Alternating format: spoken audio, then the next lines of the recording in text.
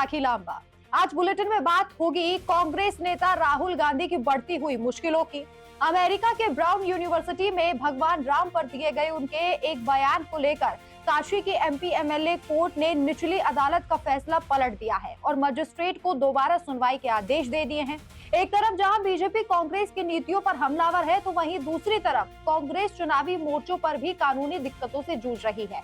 मध्य प्रदेश के राज्यसभा चुनाव से ठीक पहले कांग्रेस नेता मीनाक्षी नटराजन का नामांकन रद्द होने का मामला अब देश की सबसे बड़ी अदालत में पहुंच गया है। आपराधिक मामला छिपाने के आरोप में खारिज हुए इस नामांकन पर सुप्रीम कोर्ट कल यानी 12 जून को सुनवाई करने जा रहा है, जिससे कांग्रेस खेमे में भारी बेचैनी है। इधर चुनावों के इस तनाव के बीच कांग्रेस अब विपक्षी कुनबे को समेटने की हर संभव कोशिश में जुट गई है।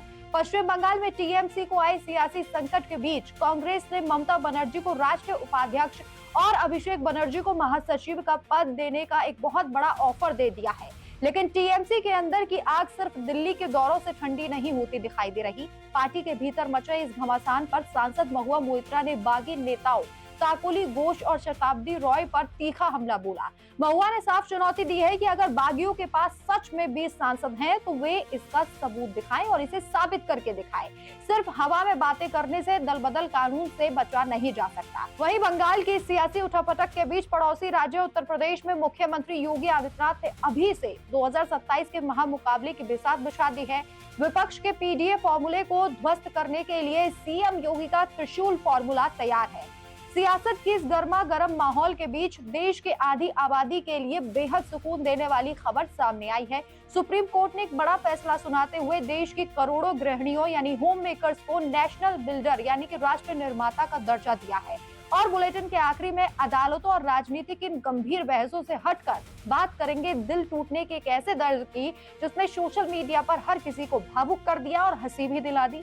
इंटरनेट पर एक बिल्ली और बिल्ले की अधूरी प्रेम कहानी का वीडियो तेजी से वायरल हो रहा है, जिसे लोग जानवरों की दुनिया का सबसे सच्चा ब्रेकअप कह रहे हैं। इन खबरों पर विस्तार से जानकारी देंगे, लेकिन उससे पहले एक नजर इस वक्त की सुर्खियों पर। राम नाम पर नहीं थमा सियासी संग्राम, राहुल गांधी के काल्पनिक वाले बयान पर वाराणसी कोर्ट का बड़ा एक्शन। निचली अदालत का फैसला पलटते हुए मजिस्ट्रेट को दोबारा सुनवाई का दिया आदेश। एनडीए की महाबैठक में गरजे प्रधानमंत्री नरेंद्र मोदी, कहा कांग्रेस के 12 साल के कुचक्र और हीन भावना से आजाद हुआ देश, अब थमेगी नहीं विकास की रफ्तार। कांग्रेस नेता मीनाक्षी नटराजन का नामांकन खारिज होने का मामला पहुंचा सुप्रीम कोर्ट। 12 जून को होगी देश की सबसे बड़ी अदालत में अहम सुनवाई। ममता बनर्जी को कांग्रेस का अब तक का सबसे बड़ा सियासी ऑफर, राष्ट्रीय उपाध्यक्ष और अभिषेक बनर्जी को महासचिव पद का प्रस्ताव। बंगाल से लेकर दिल्ली तक हलचल तेज।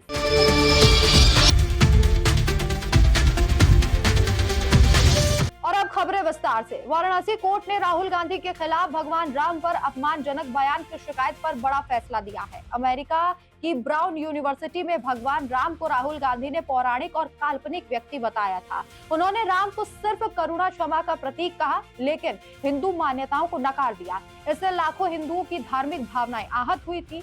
निचली अदालत ने पहले एफआईआर खारिज कर दी थी, लेकिन अब सांसद विधायक कोर्ट ने उस आदेश को रद्द कर दिया है। कोर्ट ने मजिस्ट्रेट को दोबारा सुनवाई करने का आदेश दिया है। राहुल गांधी बार बार अक्सर हिंदू देवी देवताओं पर ऐसे बयान देकर नास्तिक सोच दिखाते रहे हैं।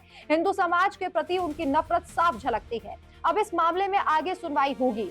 हालांकि हिंदुओं का गुस्सा अभी बढ़ा हुआ है। और वहीं देश के प्रधानमंत्री नरेंद्र मोदी ने एनडीए की बैठक में कांग्रेस पर जमकर निशाना साधा। पीएम ने कहा कि पिछले 12 सालों में देश कांग्रेस की पुरानी सोच और नीतियों के कुचक्र से पूरी तरह आजाद हो गई है। अब भारत तेज गति से विकास की राह पर आगे बढ़ रहा है। दिल्ली में हुई एनडीए नेताओं की बड़ी बैठक में पीएम मोदी के लगातार 12 साल पूरे होने पर सभी घटक दलों के नेताओं ने उनका अभिनंदन किया। आंध्र प्रदेश के सीएम चंद्रबाबू नायडू ने प्रस्ताव पेश किया, जिसका समर्थन अमित शाह, राजनाथ सिंह, नीतीश कुमार, एकनाथ शिंदे और अन्य नेताओं ने किया। पीएम मोदी ने कहा कि 2014 से पहले देश अस्थिरता और धीमे विकास की समस्या में फंसा था। कांग्रेस ने लोगों को हीन भावना और हिंदू ग्रोथ रेट जैसी सोच दी थी, लेकिन अब सही नियत और मेहनत से काम हो रहा है।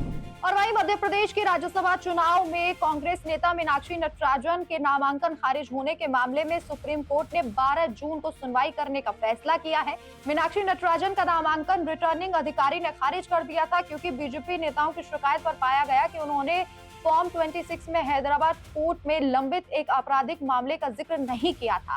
कांग्रेस का कहना है कि ये मामला पुराना नोटिस था और इसमें कोर्ट ने अभी संज्ञान नहीं लिया है, इसलिए नामांकन खारिज करना गलत है। कांग्रेस ने सुप्रीम कोर्ट में याचिका दायर कर तत्काल सुनवाई और चुनावी नतीजे पर रोक लगाने की मांग की है।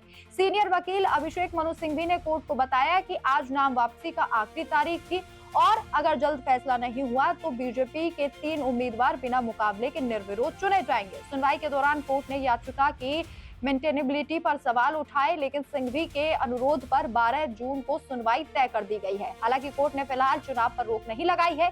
ये मामला राज्यसभा चुनाव से ठीक पहले उठा है, जिससे कांग्रेस में काफी बेचैनी दिखाई दे रही है। और वहीं कांग्रेस ने पश्चिम बंगाल की पूर्व मुख्यमंत्री ममता बनर्जी को राष्ट्रीय उपाध्यक्ष बनाने का एक बड़ा ऑफर दिया है। उनके भतीजे और लोकसभा सांसद अभिषेक बनर्जी को महासचिव का पद देने का प्रस्ताव दिया गया।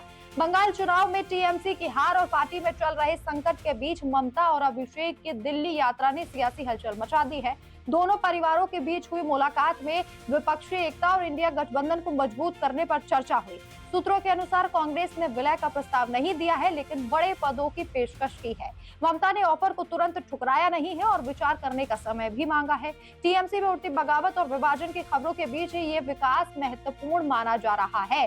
पश्चिम बंगाल कांग्रेस इकाई में कुछ असंतोष भी देखा जा रहा है, लेकिन पार्टियां फिलहाल विलय की अफवाहों से इनकार कर रही है, लेकिन राजनीतिक गलियारों में चर्चाएं तेज हैं। और वहीं दूसरी तरफ तृणमूल कांग्रेस सांसद महुआ मोइत्रा ने पार्टी के बागी नेताओं जैसे काकोली घोष दस्तीदार और शताब्दी रॉय पर निशाना साधा है। उन्होंने कहा कि अगर बागियों के पास सच में 20 सांसद होते तो अब तक कोई चिट्ठी सामने आ जाती और बीजेपी के साथ संयुक्त प्रेस कॉन्फ्रेंस हो चुकी होती। महुआ ने कहा कि संख्या का दावा करने वालों को इसे साबित करना चाहिए। उन्होंने कहा कि सिर्फ कुछ सांसदों के साथ बैठने से दल बदल कानून से नहीं बच सकते, इसके लिए पूरी पार्टी के 2/3 सदस्यों को अलग होना पड़ेगा। बागी नेताओं ने दावा किया था कि उनके पास करीब 20 सांसद हैं और वे एनडीए का समर्थन करेंगे। महुआ का बयान टीएमसी में चल रही संकट के बीच आया है। अब चलिए खबर उत्तर प्रदेश से है, जहां 2027 के उत्तर प्रदेश विधानसभा चुनाव से पहले मुख्यमंत्री योगी आदित्यनाथ ने आक्रामक रणनीति तैयार कर ली है। इसे त्रिशूल फॉर्मूला कहा जा रहा है। इसमें 3 मोर्चे हैं: अपराधियों पर धड़ाधड़ एनकाउंटर और बुलडोजर एक्शन से सख्त कानून व्यवस्था, कट्टर हिंदुत्व और सनातन संस्कृति का प्रचार और प्रसार, और युवाओं के लिए पेपर लीक पर सख्त कानून और रोजगार के नए अवसर। योगी अब काल भैरव अवतार में लौट आए हैं। उनका लक्ष्य विपक्ष के पीडीए फॉर्मूले को तोड़कर हिंदू वोटों को एकजुट करना है। अखिलेश यादव के लिए एक बड़ी चुनौती बन गया है। आने वाले दिनों में यूपी की सियासी जंग और तीखी होने वाली है। और अब देश भर की गृहिणियों के लिए यह खबर है। सुप्रीम कोर्ट ने गृहिणियों यानी कि होम मेकर्स को सिर्फ घर संभालने वाली नहीं बल्कि राष्ट्र निर्माता बताया। कोर्ट ने कहा कि घरेलू काम करने वाली महिलाएं राष्ट्र का निर्माण करती हैं और उनका योगदान बहुत महत्वपूर्ण है। जस्टिस संजय करोल और जस्टिस एन कोटेश्वर सिंह की पीठ ने एक मामले में सुनवाई के दौरान ये महत्वपूर्ण टिप्पणी दी। अदालत ने कहा कि घर और परिवार की देखभाल और महिलाओं द्वारा किए गए बिना वेतन वाले कामों का आर्थिक मूल्य है, जिसे नजरअंदाज नहीं किया जा सकता। सुप्रीम कोर्ट ने साफ कहा कि गृहिणियों की घरेलू सेवाओं के नुकसान को मुआवजे की गणना में अलग से शामिल किया जाए। कोर्ट ने घरेलू काम की कीमत हर महीने 30,000 रुपए तक तय की है। इसका मतलब है कि किसी दुर्घटना या केस में मुआवजा देते समय इस राशि को ध्यान में रखा जाएगा। कोर्ट ने उम्मीद जताई है कि होम मेकर शब्द की जगह नेशन बिल्डर का इस्तेमाल होने लगेगा। इसके साथ ही सभी हाईकोर्ट के मुख्य न्यायाधीश इस मुद्दे पर नजर रखें ताकि महिलाओं के इस अहम योगदान को सही कानूनी मान्यता मिल सके। यह फैसला महिलाओं के घरेलू काम को समाज और अर्थव्यवस्था में सही महत्व देने की दिशा में एक महत्वपूर्ण कदम है। और सबसे आखिर में एक प्यारा और दर्द भरा वीडियो। सोशल मीडिया पर एक वीडियो तेजी से वायरल हो रहा है। वीडियो में एक बिल्ला मुंह में चूहा पकड़कर अपनी पसंदीदा बिल्ली के लिए गिफ्ट लेकर बड़ी खुशी से जाता है। जैसे ही वो पास पहुंचता है उसका दिल टूट जाता है। वो देखता है कि उसकी बिल्ली किसी दूसरे बिल्ले के साथ प्यार से बैठी हुई है। बेचारा बिल्ला कुछ पल स्तब्ध खड़ा रहता है और फिर चुपके से चूहे को नीचे रख देता है और उदास मन से वापस चला जाता है। लोग इस वीडियो को जानवरों की दुनिया का सबसे सच्चा ब्रेकअप बता रहे हैं। लोग कमेंट्स में लिख रहे हैं कि दिल टूट गया, रियल लाइफ हार्ट ब्रेक, और Tom and Jerry real version. Video देखकर हंसी भी आती है और दुख भी होता है। तो फिलहाल इस खास बुलेटिन में इतना ही, लेकिन आप देखते रहिए डिटेल न्यूज इंडिया। नमस्कार।